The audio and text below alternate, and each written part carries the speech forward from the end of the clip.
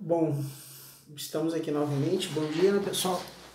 Estamos aqui novamente para gravar um vídeo, tá? Sobre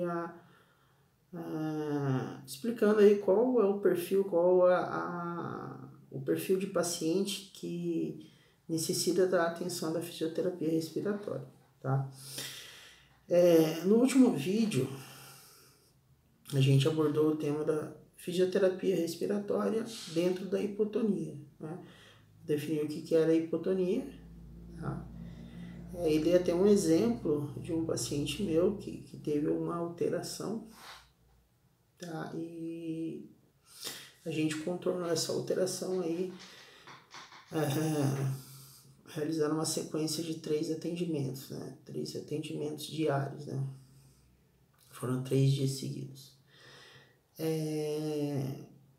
Agora sim, eu fiquei pensando, né, sobre essa forma que eu coloquei aí de alteração. O que é essa alteração? Tá? Como que a gente detecta essa alteração? Quando eu citei essa alteração, tá, eu não me referi à alteração pulmonar. Tá? Eu me referi à alteração de força muscular. Tá? Existe uma diferença grande entre o papel do fisioterapeuta e o papel do médico perante o atendimento de um paciente. O papel do médico: tratar a doença. Tá? O fisioterapeuta, ele não trata a doença. Tá? O fisioterapeuta trata as sequelas e consequências daquela doença. Né? Sequelas são consequências. Ele trata as sequelas, sinais e sintomas de uma determinada doença. Então, vamos dar um exemplo. Doença pulmonar. Doença pulmonar obstrutiva crônica.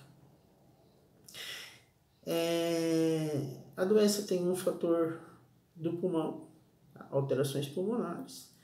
Isso é tratado pelo médico. E a doença tem um fator muscular. Isso é tratado pelo fisioterapeuta respiratório. Tá? Que assim também foi o que eu quis dizer na hipotonia. Tá? Então, aquela criança que eu tomei como exemplo naquele vídeo, eu falei que ela apresentou uma alteração, mas essa alteração foi a alteração de ausculta pulmonar e movimento respiratório. Então, essas foram as alterações. Tá? Alteração de ausculta pulmonar nem sempre significa muita coisa. Às vezes é só questão de posicionamento.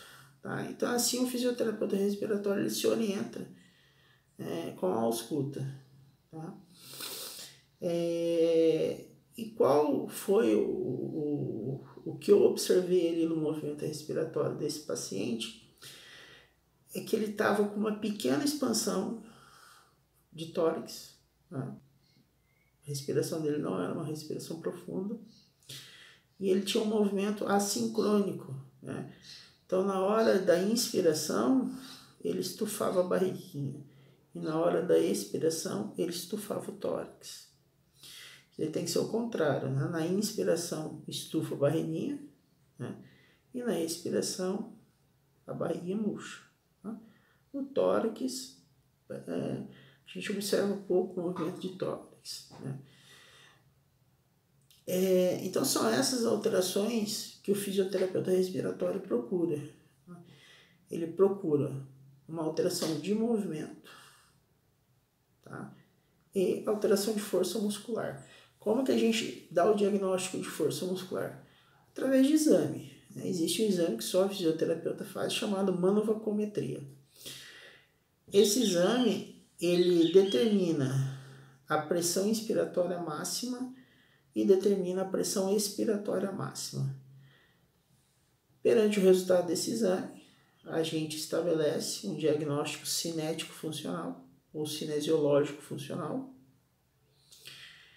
E aí toma as devidas condutas para contornar esse problema que o paciente apresenta, ou seja, estabelecem um programa de fortalecimento muscular respiratório. Tá?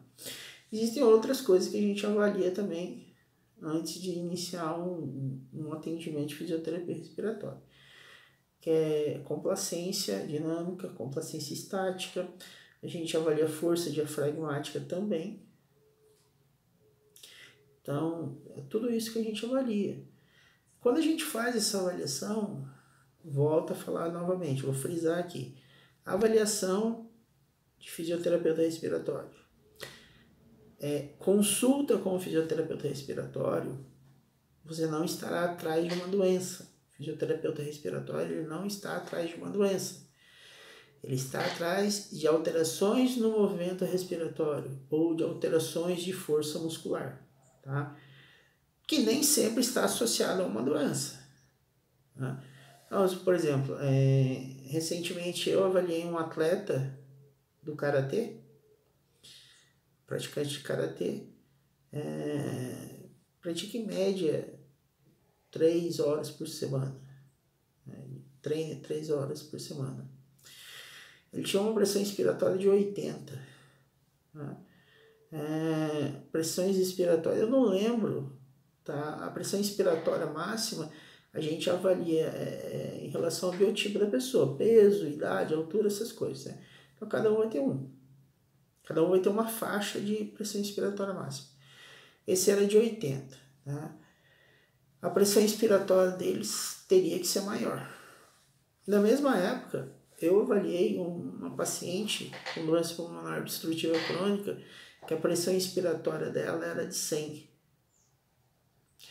O atleta, 80, e a doente de 100.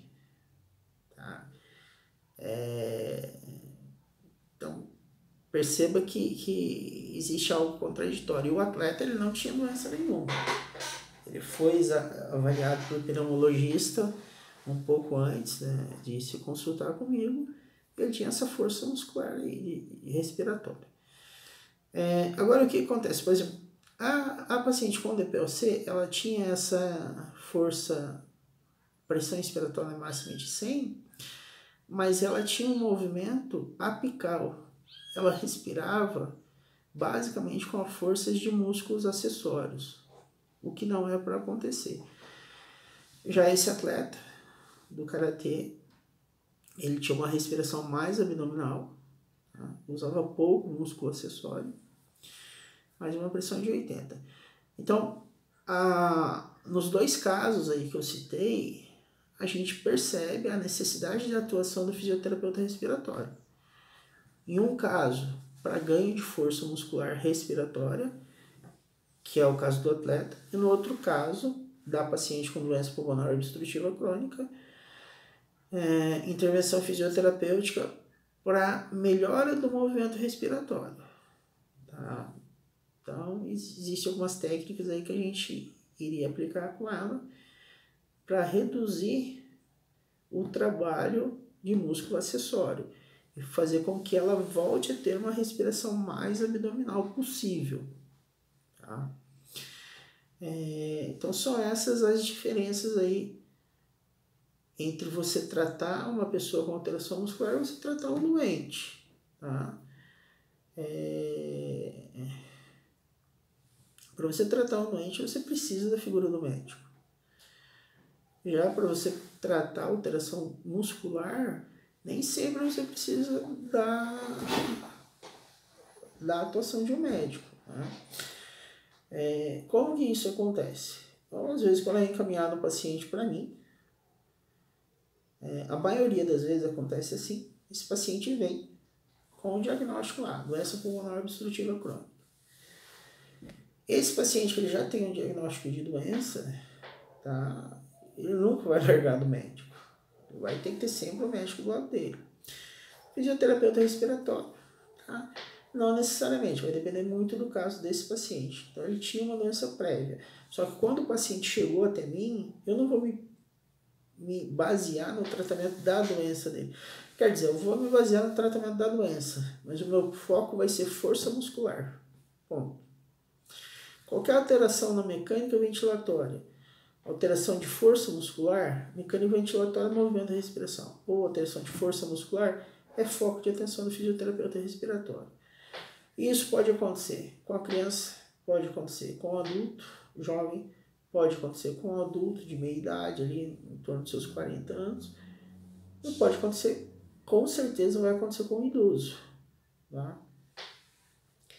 Citei no vídeo anterior exemplos de suspiros. Tá? Tanto idoso quanto criança está sujeito a esse tipo de suspiro. Esses são duas figuras, dois exemplos de pessoas que devem se... A questão dele apresentar esse suspiro, eu comentei no vídeo que já era um indício de que ele tinha uma força muscular reduzida. Tá? No caso da criança que apresenta esse suspiro, nem sempre ela precisa de um fisioterapeuta respiratório. Eu coloquei, ela vai ganhar força muscular. Já o idoso, a possibilidade de ele ganhar força muscular é menor, porque existe a perda de força muscular natural da idade. Tá? Então ele precisaria de um fisioterapeuta respiratório para dar uma alavancada nessa força muscular. E sempre está fazendo uma manutenção de força muscular respiratória. Tá? Então essas eram as informações que eu queria passar para vocês nesse vídeo. Eu acho que faltou um pouco complementar aí, né? Quando a gente abordou sobre a questão da hipotonia. Então daí eu resolvi fazer esse vídeo para explicar um pouquinho melhor essa questão que eu achei que não ficou muito clara. Tá certo? Então volto a incentivar vocês, né? E que se gostaram desse vídeo e acharam relevante essas informações, compartilhe o vídeo. Tá? Compartilhe o vídeo, leve essa informação ao máximo de pessoas que desconhecem.